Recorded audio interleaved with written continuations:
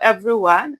Just a few days ago, you have Bishop Kuka saying that the terrorism have been, brought down, has been reduced, even though it's not over and all of that. And I did a video on it saying, look, there's no terrorism that has reduced. What has really, gone down is that what you had before, where it was there was monopoly of the terrorism by Boko Haram. They were the ones really going after people, killing people. So their names were all out there. But now it's as if they have democratized it, the terrorism, and a whole lot of different people are in the business. So it's no longer a monopoly. It's now a competitive market for them. So you have a lot of people, a lot of groups in it. So there are different names. Just for me to see this news today, where they say over 500 Borno residents, village head flee to Cameroon as Boko Haram seizes Kirawa. In Borno State. So they are still going on. All of these assaults, are still ongoing. People are being killed, people are being thrown out of their houses. But what we have again and again is propaganda, where we are hearing Mr. Tinubu saying that, the insecurity has been reduced, where we are seeing the National Security Advisor, Nuhu Ribadu, saying that, insecurity, there's nothing, there's whatever. This illegitimate administration of Mr. Tinubu just thinks that propaganda is what is going to use to be able to, how do I put it now?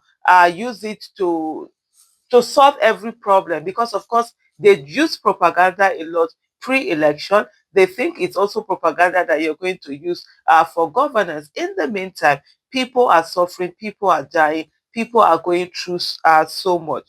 The assault late Thursday forced the district head, Abdurrahman Abubakar, to abandon his palace, which was burned down with a military barracks and dozens of homes. And this is coming from Sahara Reporters. We have seen again and again where we are being shown videos of these terrorists, trying to invade either in their motorcycles or using some of the military, vehicles. And you're wondering, how is it that we are unable to tag them with this current technology that is used, that you literally can be watching everywhere in the world real time? You can use normal technology, not even the military grade kind of technology. You can be somewhere and you will zoom into your house. As in, you are in UK, you are in the West, you are in US, Canada, wherever. You will zoom into your house in Nigeria and see what is happening, right there. So how is it that these people are able to move so freely, move the way they want, without interception from our military? These are main issues that should concern every one of us as Nigeria. The chief of defense staff the other day is talking about, family breakdown in family, whatever is the reason why the insecurity is going on. The failure of military is the reason why this insecurity is going on. Because if the military had done its work, crush these people the way they needed to be crushed, we won't be here. There is sabotage from within the military, there is corruption from within the military, there is lack of political will from within the military, and also, from the political offices. We currently do not even have a commander-in-chief. What we have is a certificate forger-in-chief who doesn't care about the lives and property of any Nigerian, who, as far as is concerned, is the economy. How can he be the economy and make it his own? That is what he's concerned about. Who is only concerned about the safety of his family and has taken care of that, and the rest of us, they don't care how we go, where we go, what is happening to us. And so these are major issues that we honestly, as citizens, we need to sit down and tackle. We're being killed left, right, and center. This insecurity have come into, our places where we are living, not just those in the villages, in towns, in cities. Abuja is not safe, Lagos is not safe, Port Harcourt is not safe. Literally every part of Nigeria is not safe. And people are just, going through life, surviving, or praying they won't be victim, and just going on, forgetting that yesterday's victims were also once survivors. The insurgents operating in Borno State, the epicenter of a 16-year conflict driven by Boko Haram and its splinter group Islamic State West Africa Province ISWAP, have intensified their attacks this year against civilians and security forces. And of course, they don't get any attack back, they don't get any retaliation, nobody is going after them. It's almost as if, Tinubu have given them room for them to operate freely. It's almost as if they have a tacit agreement with Mr. Tinubu that they're going to do their operation freely, do whatever they need to do, and nobody is going to challenge them. That's what you're seeing up and down. And instead of Nigeria going after these people, Nigeria as a state now, what we are seeing is that they are sitting down and saying they are negotiating. Negotiating peace with who? How do you negotiate peace with who is killing you? You don't negotiate peace from a point of weakness. You negotiate peace from a point of strength.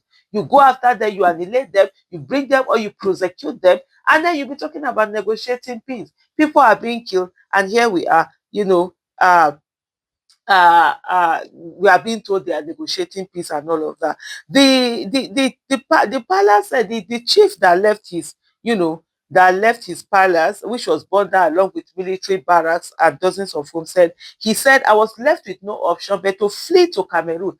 Now we are now having people fleeing to Cameroon. The same thing we're going through in 2014, that we're saying no. This is not acceptable. It's happening right now, and it's almost as if there's nothing. It's as if it's okay for these things to continue. I was left with no option but to flee to Cameroon, Abubakar told Reuters by phone. Residents boarded trucks to seek refuge across the border, while others ran to Maiduguri, the state capital. Boko Haram has since claimed the responsibility for the attacks, releasing a video showing fighters touching the barracks while chanting victory belongs to God as flames lit the night sky. There's nothing like victory belongs to God. It's our foolishness that is causing this nonsense. If we go after them with real military power that we have, Nigeria has what it takes to take care, to deal with Boko Haram. If we have real commander-in-chief giving real instruction to real, military chiefs who will give their instructions to soldiers, we're going to handle these people immediately. But right now, they're just joking and playing with these people. Meanwhile, lives are being lost, properties are being destroyed. Residents confirmed that Kirawa was not deserted. Boko Haram is in control, said Dauda Hassan, who escaped to Pulka, a neighboring town where troops are stationed. Thursday's raid came less than 2 weeks after Boko Haram fighters stormed Banki, another border town, on September 19, overrunning a military barracks, forcing soldiers to flee and seizing weapons. When I tell people that, look, these people, they have said it before, right from during Sheko, that they get their weapons from military. We say that, so you say Nigeria will like every sensation, stupid sensation, instead of carrying responsibility and say, if this is our problem, we fail to do the right thing. That's why these people are going on. No, it's you said that is supporting a Boko Haram. It's you said that is bringing money for this. It's you said that is you say have their own problem or whatever. That's their own business. But to make it that this Boko Haram that is caused by Nigerian problem, our refusal to educate people, this Almajiri system, you leave them on the street, they grow up, they don't have source of livelihood. They see terrorism, they join. Unemployment, doing nothing, not going after them, not using corruption, sabotage. They've been stealing from the nation. It's from us they've been carrying weapons. And then when we people talk, this are you believing the terrorists? Are you not this? Can't you see your eyes? The terror, as Sahara reporters reported, that yet to be a certain number of soldiers were killed after a base of the Nigerian army in Borno State came under Boko Haram attack. Soldiers will be killed, military will be denying it. How do you think people will have morale to even fight for Nigeria? How? Thank you so much for watching, Jerry.